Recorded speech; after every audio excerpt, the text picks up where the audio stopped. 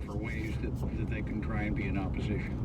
I think there was a great deal to having that group of people get together and have, the sense of camaraderie and the sense of solidarity and show that they've already accomplished a lot of their agenda and that they need to stick together to accomplish the rest. NPR Senior Washington Editor and Correspondent Ron Elving, thanks so much. Thank you, Scott. Thousands of asylum seekers are stuck in Mexican border towns up and down the U.S.-Mexico border. And in Matamoros, Mexico, more than 1,500 asylum seekers are living in squalid conditions in a tent encampment. Mexican officials want them to move. Some migrants say child welfare officials have threatened to take custody of their children, separating them from their families. Texas Public Radio's Reynaldo Llanos Jr. reports from Matamoros. A Mexican child welfare official holding a clipboard addressed a crowd of asylum seekers last week.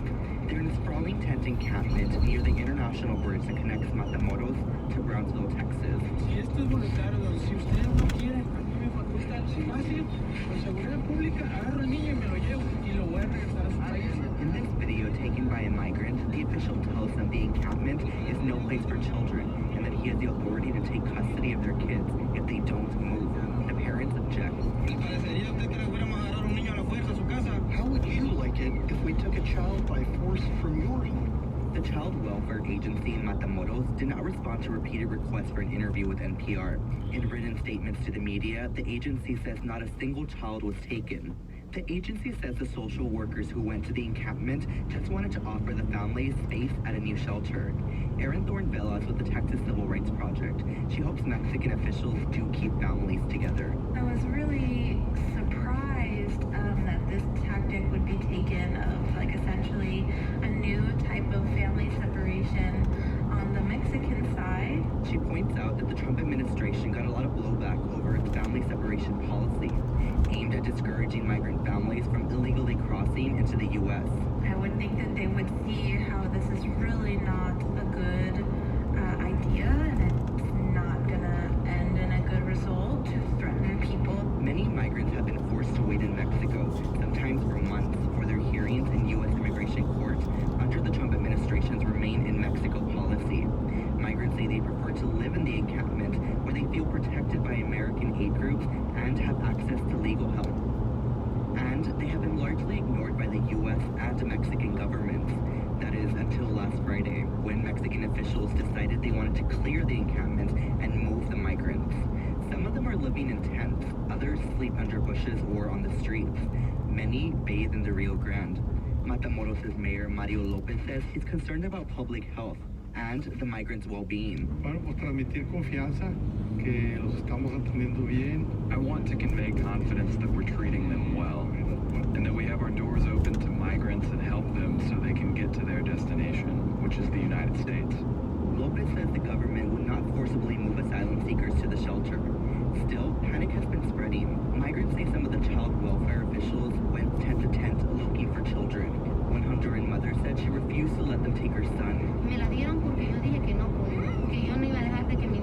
I told them I couldn't, that I wouldn't let my kid go, and they told me I didn't know the laws here in Mexico. She says an official handed her a notice to appear at a child welfare office, but she had no intentions of going. She asked that we not use her name because she fears retribution. Like most migrants camped out at the bridge, she says she has no plans on going to the shelter, a converted gymnasium that can house 300. I was able to go inside the shelter, which is only about a third full. I spoke to another Honduran mother who says she was happy to come here with her son. She says they get 3 meals a day. There are restrooms and they sleep in a bed. Back at the encampment, advocates, including Amnesty International, say they are monitoring the situation to make sure the human rights of migrants are respected. For NPR News, I'm Reynaldo Llanos Jr. in Matamoros, Mexico. The Berlin Wall stood for 28 years. Today, November 9th, marks the 30th anniversary of when it began to come down. It may be hard to imagine a generation later what a momentous event that was, and why the sight of ordinary citizens chipping away by hand and hammer at that edifice of cruelty lifted so many hopes around the world. The Berlin Wall went up almost overnight in 1961 after more than 2.5 million East Germans had fled to the west, opportunity. The wall was dozens of miles of concrete, barbed wire, and electrified fences overseen by watchtowers topped with harsh searchlights, grim guards, and pointed weapons. The Berlin Wall made the Iron Curtain visible, dramatized some of the differences between East and West in sharp, concrete terms. The citizens in Western democracies on one side of the wall had elections, a free press, and free travel. Those on the eastern side, in the communist bloc, are confined by a long wall, barbed wire, and a vast network of secret police. Scores of people died between 1961 and 1989 trying to get over that wall. President John F. Kennedy came to Berlin in 1963 and said, "There are many people in the world who really don't understand, or say they don't, what is the great issue between the free world and the communist world. Let them come to Berlin. Freedom has many difficulties and democracy is not perfect, but we have never had to put up a wall to keep our people in." A generation later, in 1987, as Mikhail Gorbachev had begun to make reforms in the old Soviet Union, President Ronald Reagan came to the Brandenburg Gate near the wall and said, "There is one sign the Soviets could make that would be unmistakable, that would advance dramatically the cause of freedom and peace." And he famously called on the Soviet leader, Mr. Gorbachev, tear down this wall. The Berlin Wall was built by an army of workers under the gaze of guns, but it was taken down by unarmed citizens who danced and sang along that wall as newly free people. The Berlin Wall showed the world a grim face of tyranny and allowed Americans to see ourselves, the contrasting landscape of a free and open society. As we mark the 30th anniversary, the Berlin Wall came down. We hear calls from some Americans to build a wall here.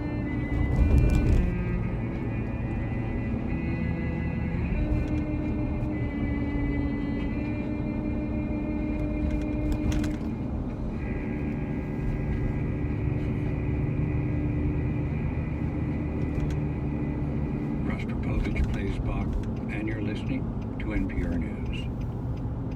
Most Alaskans don't think about where we'll get a glass of clean drinking water. On Thursday, November 14th, you're invited to join the effort to bring clean water to an impoverished area of South Sudan. It's the 10th annual Wine to Water fundraiser in support of the Alaska-Sudan Medical Project. Join Dr. Jack Hickel and the Alaska team at the Hotel Captain Cook Thursday, November 14th at 6 p.m. Tickets at alaskasudan.org or at the door. This message sponsored by the Alaska-Sudan Medical Project. Richard Nelson touched so many Alaskans through his deep respect for traditional knowledge and his unfettered passion for sharing the natural world. I'm Kathleen McCoy. On the next Hometown Alaska, we will re-air an hour-long interview with Richard Nelson from 2011. We won't be taking phone calls during this rebroadcast. Join us in memory of Richard Nelson, Monday at 2, repeating at 8 on Alaska Public Media, FM 91.1, or tell your smart speaker to play KSKA. Snyder with these headlines. Following the release of 2 more transcripts of testimony given behind closed doors, House Democrats are preparing for the public stage of their impeachment investigation next week. 3 key witnesses are scheduled to appear starting Wednesday. The last victim of an ambush in northern Mexico is being buried today. 9 American women and children from a community that has ties to both Mexico and the U.S. were killed in the ambush.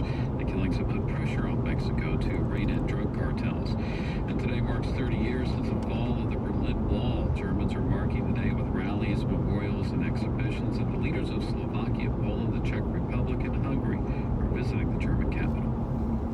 I'm Giles Snyder, NPR News from Washington.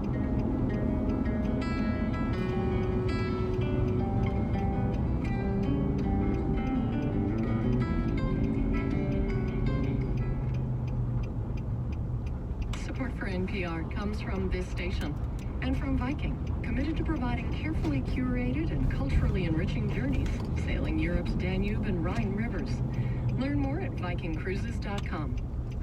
From the financial services firm of Raymond James, offering personalized wealth management advice and banking and capital markets expertise, along with a legacy of putting clients' financial well-being first.